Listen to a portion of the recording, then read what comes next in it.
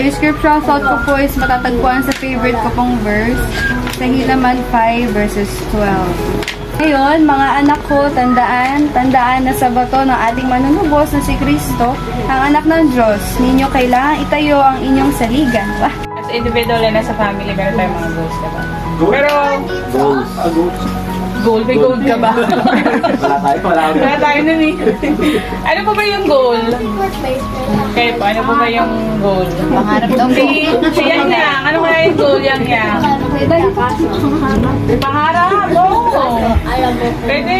Pwede yung pangarap magkakotse o goal yun. Tama. Ano pa? Or a destination, tama siguro. Yan, ano, yung gustong marating. That is to be achieved.